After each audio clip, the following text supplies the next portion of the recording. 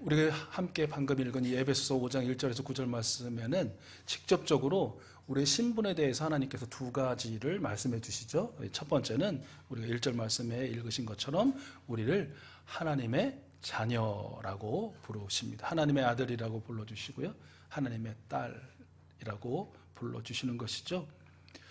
자격이 있어서가 아니라는 것, 우리가 매 순간 체험하고 인정할 수밖에 없는 사실이죠. 진실이죠. 그 무엇을 보아도 우리가 하나님의 아들이라고 하나님의 딸이라고 불릴 만한 구석은 찾아볼 수 없습니다. 전적인 하나님의 은혜고 무조건적인 하나님의 사랑인 줄로 믿습니다. 우리를 위한 하나님의 사랑, 크고 놀랍고 그 많은 하나님의 사랑 중에 가장 위대한 것 단 한 가지를 꼽으라면 오늘 2절에 있는 말씀처럼 독생자 예수 그리스도께서 저와 여러분 우리를 위하여, 아들이라고 딸이라고 결코 불릴 수 없는 우리를 위하여 하나님 앞에서 당신의 몸을 향기로운 제물로 내어주신 그 십자가에서, 그리고 영광의 부활에서 우리는 이미 경험한 것입니다. 우리는 하나님의 사랑을 이미 받았고 지금도 받고 있고 앞으로도 영원히 받을 줄로 믿습니다. 그렇기에 하나님께서는 하나님의 사랑을 받는 하나님의 자녀답게 살아가라. 하나님께 자녀답게 살아간다는 건 어떻게 살아가는 것이냐? 그리스도의 사랑으로 사는 것이다. 우리에게 명령하십니다. 본문 말씀에 의하면 그리스도의 사랑으로 살아간다는 것은 음행이나 온갖 더러운 행위나 탐욕은 그 이름조차도 입에 올리지 않는 거예요. 담지 않는 거예요. 말하지 않는 거예요. 그리스도의 사랑으로 살아간다는 것은 더러운 말, 어리석은 말, 상스러운 농담을 버리는 것이에요. 그리고 오직 감사의 찬 말을 하는 것, 그것이 바로 그리스도의 사랑으로 살아가는 것이다 라고 오늘 정리해 주고 계십니다. 여러분 어떠세요? 오늘날 세상은 어떻습니까? 어떤 말들이 가득합니까? 여기저기 넘실 됩니까? 오늘 주신 말씀처럼 더러운 말이죠. 혐오의 말이에요. 차별의 말, 폭력적인 그런 말들 아닙니까? 어리석은 말은 또 어떻습니까? 알지도 못하면서, 거기에 미치도 못하면서도 왜 그렇게도 똑똑하고 잘나고 모든 걸 알고 경험한 것처럼 그렇게들 다들 얘기들을 하는지. 상스러운 농담은 또 어떻습니까? 정말 낯뜨겁고 부끄러운 그런 말들이 차고 넘치는 시대가 이 시대이죠. 마치 거기에 나도 한술 더 보태야만 될 것 같은 악하디 악한 그런 현실이죠. 그러나 우리를 하나님의 자녀로 부르신 하나님께서는 우리를 무조건적인 사랑으로 사랑하셨고 사랑하고 계시고 앞으로도 살아가실 하나님께서는 우리에게 명령하십니다.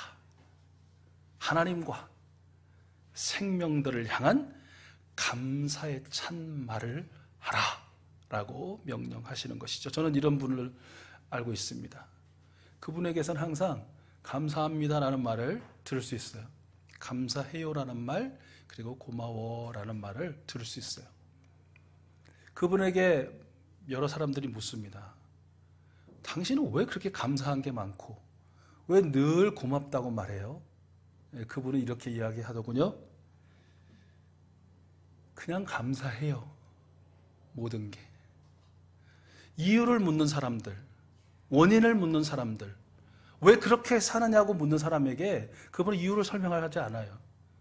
원인을 찾아내려고 밝혀내려고 애쓰지 않아요. 그냥이라고 말해요. 사실 이거는 좀 어폐가 있죠. 그냥이 어디 있어요? 이유와 원인 없는 결과나 아웃풋이 어디 있어요? 다 뭔가 있죠. 그런데 그냥이라고 말해요. 그냥이라는 말을 우리가 좋아하는 성경적인 용어로 바꾸면 그럼에도 불구하고 예요. 감사할 수 없어요? 그럼에도 불구하고 감사해요. 고마워할 수 없어요. 그럼에도 불구하고 고마워요. 늘 감사에 찬 말로 하루하루를 보내는 그분이 사랑스럽죠. 그리고 예뻐 보이지 않을 수가 없는 것이죠. 나아가 존경의 마음이 드는 것입니다. 그 주인공이 바로 우리 익수수 가족들인 줄로 믿고 또 우리 익수수 가족들이 되어갈 수 있기를 축복합니다. 주님의 이 원하심, 십자가와 영광의 부활로 우리를 얼마나 사랑하시는지, 그리고 근심과 걱정과 환난과 눈물과 시퍼렇게 치는 가슴침의 그 원통의 순간에도 우리와 함께 하시고 우리를 위로하시고 치유하시고 격려하시고 힘주시는 우리 하나님의 자녀답게, 하나님의 자녀라는 그 신분에 어울리도록 우리의 입술 가운데는 더러운 말, 상스러운 농담, 어리석은 말이 아니라 오직 감사요, 그냥 감사요, 그럼에도 불구하고의 감사가 늘 가득하고 넘쳐 흐를 수 있기를 축복합니다. 오늘 말씀해 보면 또 두 번째로 하나님께서 우리를 빛의 자녀라고 부르시죠. 8절에서 우리는 전에 어둠이었습니다. 그러나 예수 그리스도를 영접한 후인 지금은 어떻습니까? 우리는 주님 안에서 빛입니다. 빛의 자녀입니다. 이것이 오늘 말씀을 통해 우리에게 명백히 밝혀주시는 우리의 신분 중에 하나예요. 하나님은 빛의 창조주이시죠? 창세기 1장 3절 하나님께서 말씀하시기를 빛이 생겨라 하시니 빛이 생겼다. 하나님은 빛의 창조자이십니다. 또한 성경은 하나님을 그 빛 자체시다라고도 말씀해요. 요한일서 1장 5절 우리가 그리스도에게서 들어서 여러분에게 전하는 소식은 이것이니 곧 하나님은 빛이십니다. 하나님 안에는 어둠이 전혀 없습니다 라고 밝히고 있어요. 그리고 또 예수님은 우리를 세상의 빛이다 라고 선언해 주시죠. 마태복음 5장 14절 말씀 너희는 어디의 빛? 또 모른 척 하시는 또 작전에 들어가신 것 같은데 너희는 어디의 빛이다? 세상의 빛이다. 예배당의 빛, 교회의 빛, 목장의 빛, 믿는 사람들 안에서의 빛이 아니라 교회 밖, 예배당 밖, 믿지 않는 사람들로 넘실대는 이 세상의 빛이다라고 우리 예수님은 선언하셨죠. 빛의 창조주이시고 빛의 자체이시며 우리를 빛의 자녀라고 불러주시는 우리 하나님께서 우리에게 말씀하셔요. 명령하셔요. 빛의 자녀답게 살아가라. 오늘 말씀에 의하면 빛의 자녀답게 살아간다는 것은 선과 의와 진실이라는 빛의 열매를 맺어가며 사는 삶입니다. 빛의 자녀답게 살아간다는 것은 예수님의 명령처럼 우리의 착한 행실을 보고 이 세상이 하늘에 계신 우리 아버지께 영광을 돌리게 하는 그런 삶인 것이죠. 어떤 분은 이렇게 이야기합니다. 예수님의 이름을 팔아서 자신의 이득을 취하는 자는 어둠의 자녀입니다. 그러나 예수님의 이름을 영화롭게 하기 위해서 자신을 희생하는 사람은 빛의 자녀입니다. 어떻습니까, 여러분? 빛의 자녀로 가장한 어둠의 세력이 뻔뻔스럽게도 교회와 사회 곳곳에서 자신을 드러내고 활동하는 시대가 이 시대 아닙니까? 또는 드러나지 않게 그 어둠의 악령과 함께 교회와 사회 곳곳에 침투하여 압력하는 시대가 오늘날의 시대가 아닙니까?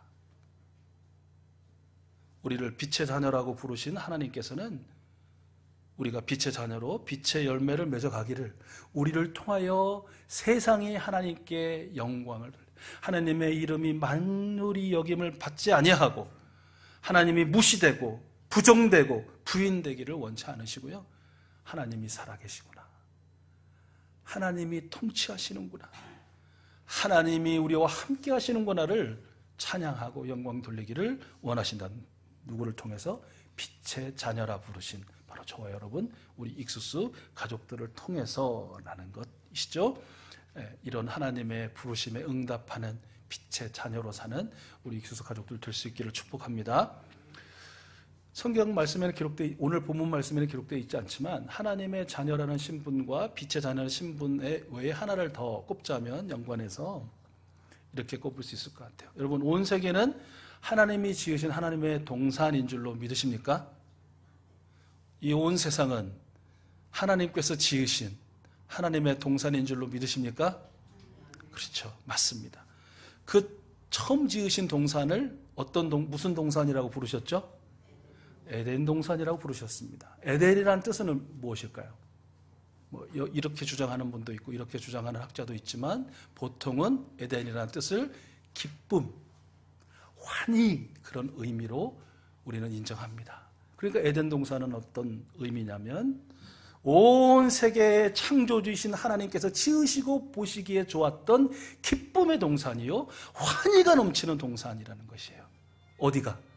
이 세상이, 이 세계가 그렇다는 것이죠. 참 아름다운 노래를 늘 높이 부를 영광과 생명의 동산이 하나님 지으신 이 세계요, 이 세상이라는 것이죠. 그래서 하나님께서 우리를 지으시고 맡기신 신분이 있어요. 그것은 바로 이 온 세상에 우리가 청지기라고 불리는, 쉬운 번역에서는 관리자라고 부르는 신분입니다. 그렇습니다. 우리는 하나님의 자녀이면서 빛의 자녀이면서 동시에 기쁨의 동산인 하나님의 세상의 관리자라는 것. 우리 꼭 기억해야 할 것입니다. 그런데요, 보통의 관리자에게 치명적인 실수가 있습니다. 잘못이 있습니다. 뭘까요? 관리자에게 찾을 수 있는 가장 치명적인 잘못. 그것은 좀 속된 표현으로 하겠습니다. 지가 주인인 줄 아는 거예요. 여러분 그렇지 않습니까? 여러분도 여러분 만약에 이제 하나님이 복 주셔가지고 넓은 농원, 농장 이런 거를 갖고 계시는데 그거 어떻게 다 관리하세요? 사람을 채용해서 그 농원의 관리자로 여러분 임명을 하셨습니다. 잘 관리해달라고. 그래서 굉장한 보수도 두둑히 해가지고 이제 복지 혜택도 잘 줘가지고 세운 거예요. 근데 딱 나중에 알고 보니까 자기가 주인인 줄 알아. 그래서 막 팔아먹어. 조경석도 팔아먹고 소백년도 소나무도 거기다 갖다 몰래 팔아먹고 또 돌보지 않아서 온갖 화초와 나무들은 시들고 죽어가고 있어요. 뭐 하나 봤더니 저기 처박혀가지고 애들 말대로 짱 박힌다고 그래요. 낮잠이나 자고 있고 술이나 퍼마시고 있고. 이거 상상할 수 없는 일이잖아요. 관리자에게 있어서 치명적인 죄악이 바로 자기가 주인인 줄 알고 주인 행세를 하는 것과 마찬가지라는 것이죠. 우리는 분명 온 세상 만물의 창조주신 하나님께서 관리자로 부르신 존재라는 거예요. 그래서 우리는 항상 이 두 가지를 기억해야 해요. 온 세상이 다 저마다 주인 행세하면서 이 주인의 것을 파괴하고 침탈하고 약탈하는 이 시대에 우리는 꼭 이 두 가지 잊지 말아요. 첫 번째는 우리는 관리자인데 우리의 주인께서 하신 명령이 무엇이었는지를 우리는 꼭 기억해야 해요. 우리의 생각대로가 아니라 우리의 의무는 주인의 명령에 순종하고 순복할 뿐인 것이에요. 두 번째 기억할 것은 주인은 반드시 관리자의 책임을 물으신다는 거예요. 이 엄중하고도 두려운 이 질문을 우리 잊지 말아야 해요. 온 세상의 창조주이시며 우리를 관리자라고 부르신 성삼위 하나님의 명령이 무엇이었는지 오늘 다시 한번 떠올려 보시고 생각해 보시고 묵상해 보시고 또한 우리의 신비에 좀 새겨 보실 수 있었으면 좋겠고, 이제 곧 다시 오실 예수 그리스도 앞에서 나는 하나님의 청지기로 하나님의 관리자로서 어떠한 평가를 어떠한 처분을 받게 될 것인지를 두려운 마음으로 또 한번 생각해보고 묵상해보고 또 우리 마음의 신비에 새겨보았으면 좋겠다 싶습니다. 이 두 가지를 항상 기억하고 창조주 하나님께서 보시기에 좋았고 너무나도 사랑하시는 기쁨과 환희의 동산인 이 세상과 모든 생명을 잘 관리하고 함께 아름답게 살아가는 우리 익수수 가족들의 매일매일이 될 수 있기를, 그러다가 영원한 하나님의 나라에 당당하게 입성하실 수 있게 되기를 축복합니다. 오늘 말씀을 정리합니다. 사랑하는 익수수 가족 여러분, 우리 하나님의 자녀답게 우리 그리스도의 사랑으로 살아갑시다. 우리 빛의 자녀답게 의와 선과 진리의 빛의 열매를 맺어가며 살아갑시다. 우리 창조주 하나님의 관리자로서 충성스럽게 우리 주인을 기쁘시게 살아갑시다. 처음 그 에덴을 오늘 회복하는, 참으로 아름답게 더욱더 가꾸어가는 하나님의 자녀로 승리하는 이 한 주간 보내시는 우리 모두가 될 수 있기를 우리 주님은 원하십니다.